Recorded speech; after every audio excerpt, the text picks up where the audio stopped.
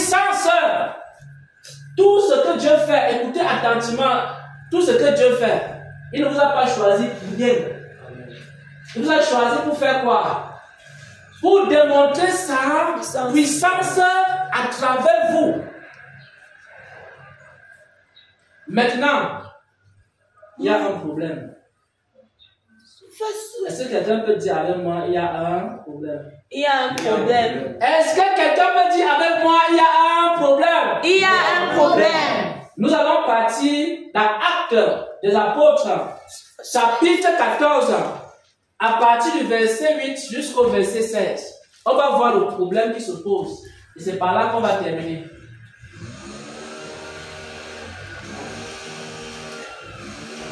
Amen. Amen. Actes chapitre 14, verset 8 à 16. À Lystre se tenait assis un homme impotent des pieds, boiteux de naissance, et qui n'avait jamais marché.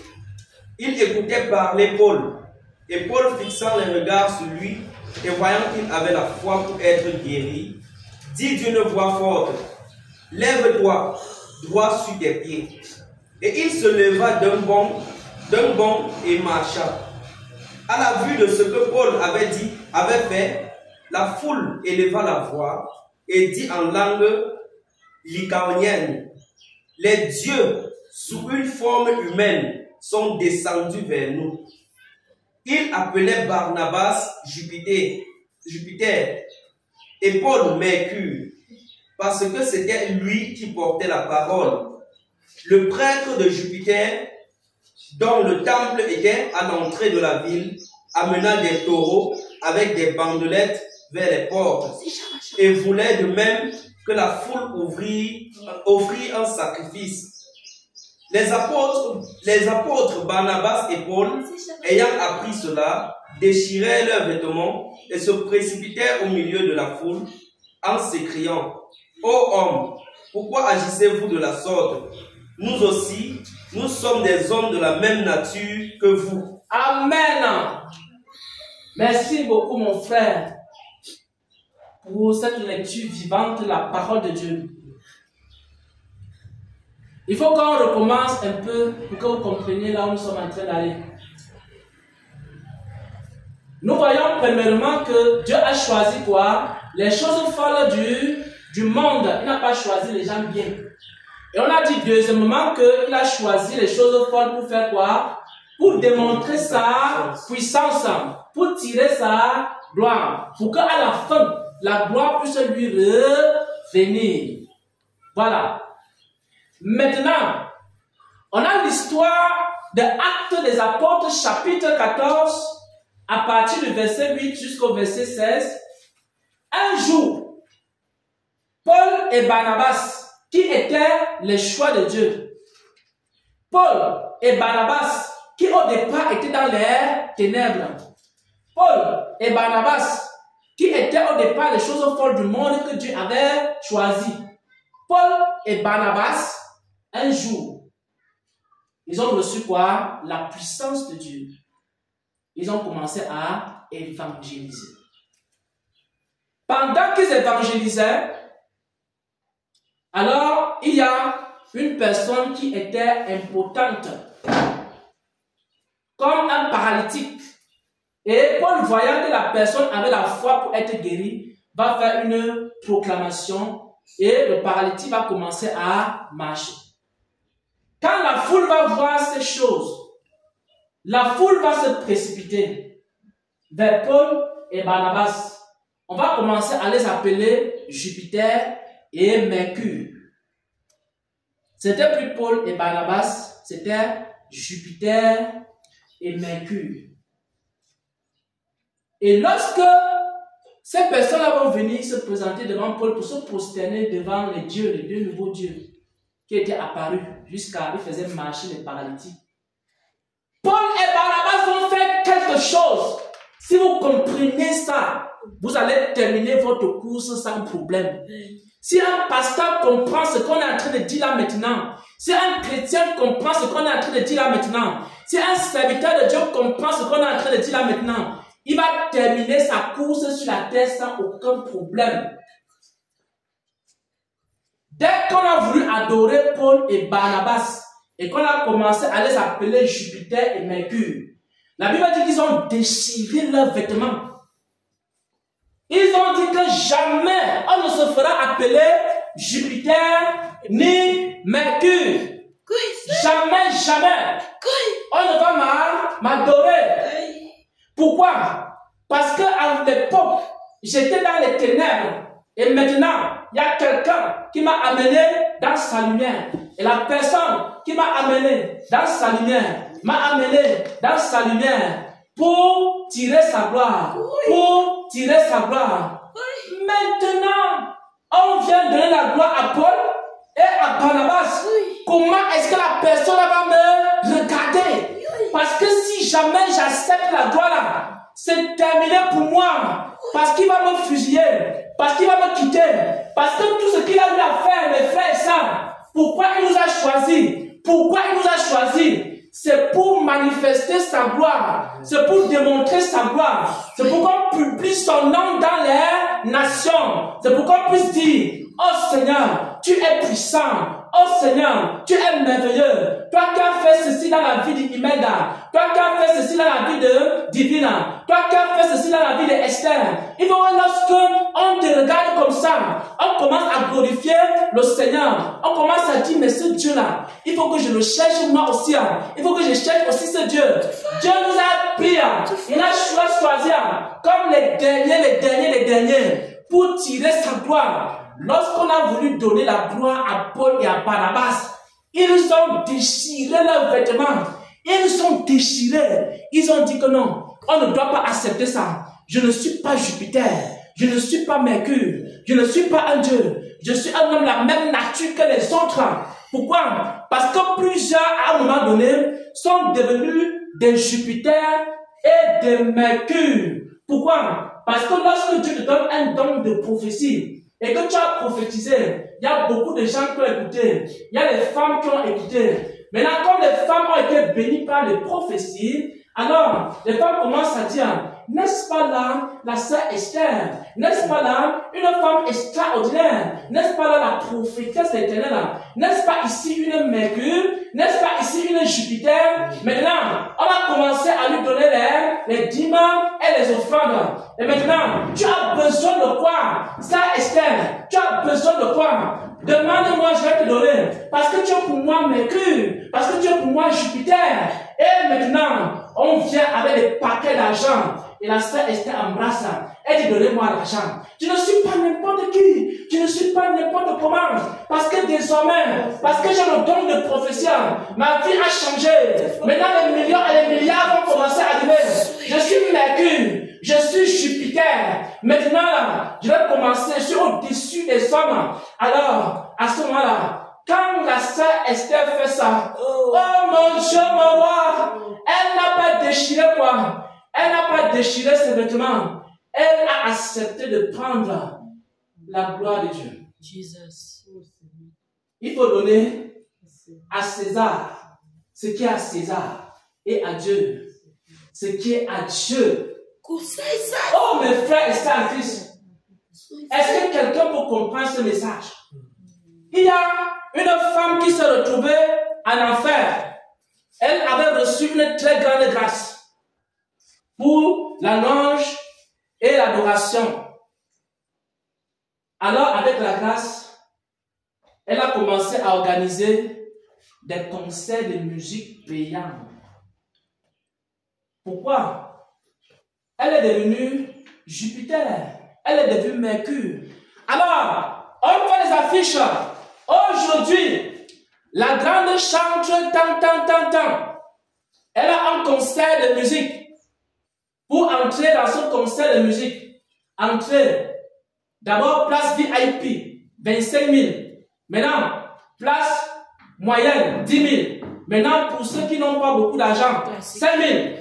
On remplit maintenant le stade. Et elle est en train de chanter. Alléluia, gloire à Dieu. Alléluia, gloire à Dieu.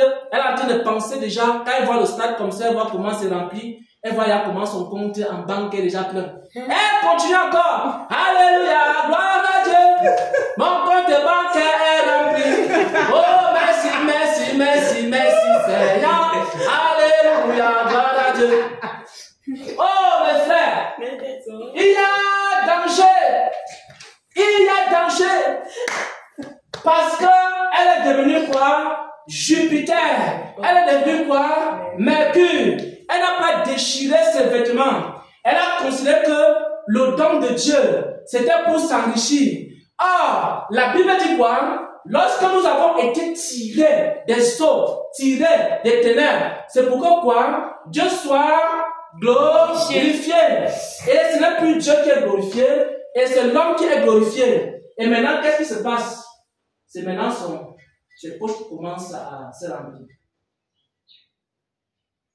Bien aimé,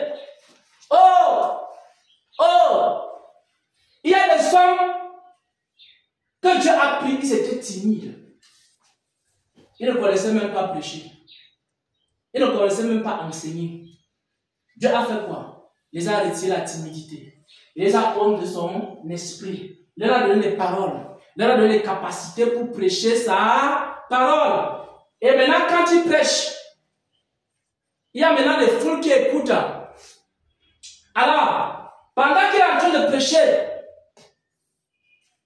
les révélations que Dieu lui a données, les révélations que Dieu lui a données, il y a d'autres aussi que ce n'est pas Dieu qui a donné.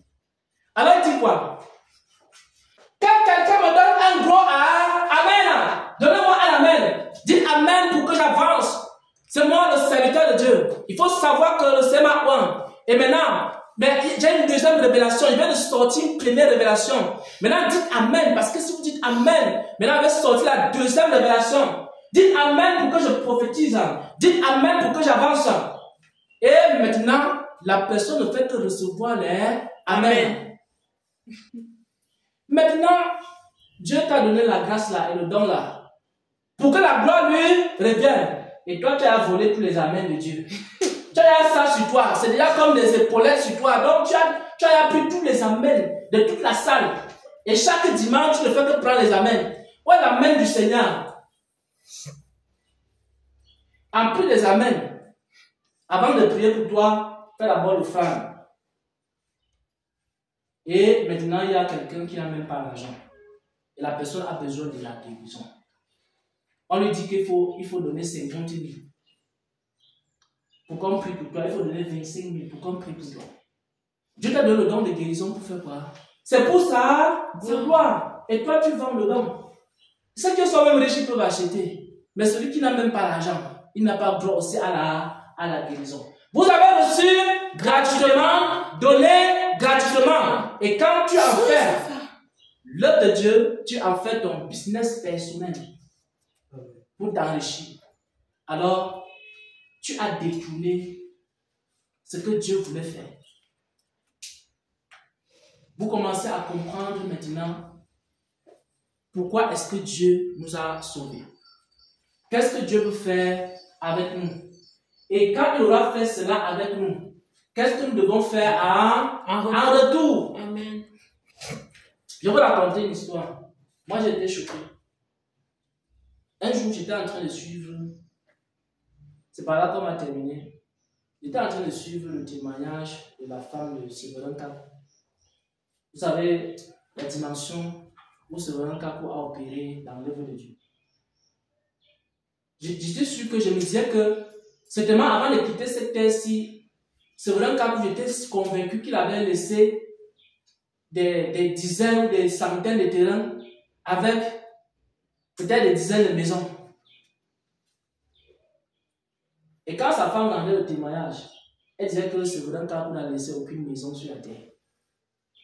Tout ce qu'il a laissé, ce sont les enseignements qu'il partageait là. Je me suis posé la question que, mais finalement, tout ce monde qui était là derrière Séverin Kakou, tous ces gens qui étaient derrière lui, et même ceux qui sont en train de chanter ces longues musiques que sont ses fils spirituels, etc. Même sa femme, c'est Dieu seulement qui a pris soin de sa femme. J'étais étonné que, mais comment ça se fait que tu vois un pasteur aujourd'hui, il a seulement un petit don de guérison comme ça, tu vois comment les maisons en état ne font que augmenter, il y a 3-4 maisons à l'étage. Tu vois, les jeunes prophètes aujourd'hui, ils viennent juste d'avoir le don de prophétie. Ils viennent de sortir là sur Internet, les réseaux sociaux, ils organisent des conférences et ils prophétisent sur les gens. Tu vois seulement en un an, on te dit déjà que le voici. Il se filme avec les plus grosses voitures de marque, etc. Il se filme et il commence à dire, je me posais la question, mais comment est-ce qu'un prophète de ce niveau pouvait ne pas avoir tant de toutes ces choses-là? Et quand il ne laisse même pas une maison, je me posais la question. C'est là où j'ai compris qu'en fait, cet homme-là, il n'avait pas le temps de ces choses. Tout ce qu'il faisait, c'était faire quoi? C'était de rendre gloire à Dieu. Il n'avait pas le temps de s'enrichir. Ce n'était pas son objectif. Ce n'était pas un objectif pour lui. Son problème, c'était quoi? Il faut que le Seigneur qui m'a tiré des ténèbres, il faut que je lui rende gloire. Et ensuite, Dieu a pris soin de lui pendant tout son séjour sur la terre. Après, sa prospérité n'a jamais manqué de quoi que ce soit. Parce que j'ai été jeune, j'ai veillé. Je n'ai jamais vu le juste abandonné, ni sa postérité mendiant son pain. Dans ses enfants après lui, le Seigneur a pris soin. Et même lui-même, quand il faisait le ministère, Dieu a pris soin de lui. Mais la préoccupation de cet homme, et c'est là où j'ai compris quelque chose, il n'a jamais cherché à s'enrichir. Il n'a jamais cherché à avoir une gloire. Il n'a jamais cherché autre chose que faire quoi? Glorifier. Que glorifier le Seigneur. Il n'avait pas le temps de ces choses-là. Et c'est pour ça que le Seigneur l'a enlevé et l'a placé là-bas au ciel. Il l'a placé parmi les vieillards au ciel. Donc la gloire maintenant qu'il a dans le royaume des cieux, elle est si grande. Maintenant, tous les prophètes qui prophétisent, après, il commence à dire que, oh Seigneur, comme j'ai prophétisé sur 5 personnes, fais en sorte que même parmi les 5 là, il y a un qui me donne l'offrande et tout ça, là, on commence à donner les offrandes. Je vous dis la vérité, vous n'aurez rien aussi, rien. Puisque tu as eu ta récompense, si moi je prêche, vous me donnez l'argent, Dieu va encore me récompenser. Pourquoi? J'ai ma récompense. Si je guéris un malade, bien sûr, le Seigneur guérit un malade à travers moi, et je commence à revendiquer des choses, j'ai déjà reçu quoi? Ma récompense. Quand je vais me présenter devant le Seigneur, je dis que bon, j'ai prié pour 1 million de malades. Où est ma couronne? Il va te dire, mais la couronne que tu as, ce ne sont pas les offrandes qu'on t'a données pour chaque malade que tu as prié. On te dit ça. Si on commence à chanter, dès qu'il fait une chanson comme ça, oh, il faut que le frère Xavier me fasse aujourd'hui. J'ai trop adoré, j'ai trop loué aujourd'hui là. Donc je ne peux pas sortir ici sans qu'il m'ait donné quelque chose. Donc, j'ai quand même béni le peuple de Dieu. Si c'est que chaque fois, dès que tu chantes seulement, directement, on va te donner quelque chose, tu n'auras rien au ciel. Rien du tout, je dis bien, rien du tout. Pourquoi? Parce que ta récompense, c'est l'argent que tu as eu. Si par exemple, tu chantes pour ta propre gloire, pour être vu, voilà. Je suis allé pour un habit. Et l'habit là est très beau, c'est magnifique sur moi. Donc, je vais chanter pour qu'on regarde mon habit là, que chaque personne qui va voir mon habit là dise, oh, c'est beau, c'est.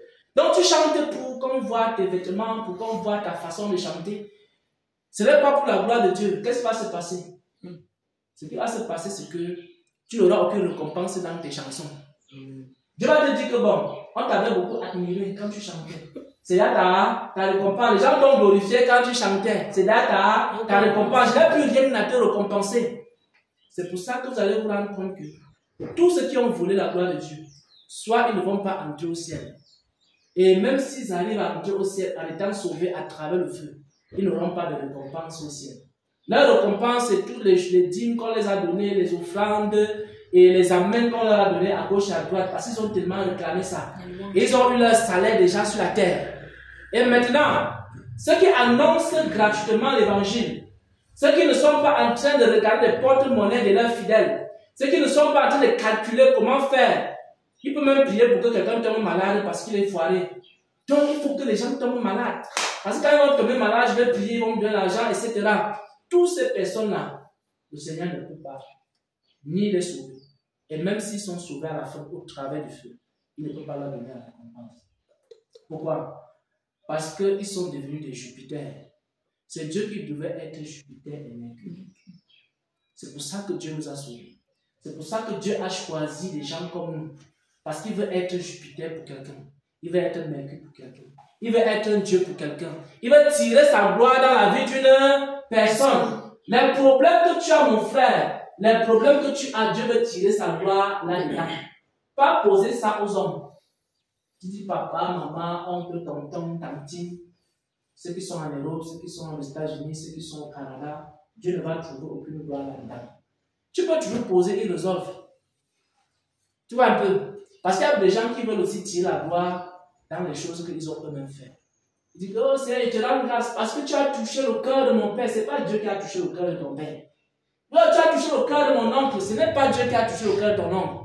C'est parce que tu es arrivé là-bas, tu t'es mis à genoux, tu as pleuré. Comme tu t'es mis à genoux là, tu as pleuré là. Il a dit que bon, j'ai un peu pitié de toi. Regarde-moi ce misérable si bon, je vais un peu faire quelque chose. Après, il va un peu se moquer de ton Dieu. Il va dire que bon, il se peut que tu vas dans une église là-bas. Si tu vas, Dieu a fait comment? Donc, on commence à se moquer de ton Dieu. Donc, nous tous qui avons des problèmes, tous ceux qui sont venus avec des problèmes, ce n'est pas un hasard. Amen. Dieu a sélectionné les gens qui ont des problèmes. Ouais, pour se glorifier. Et maintenant, nous allons commencer la prière. Amen. Nous allons commencer.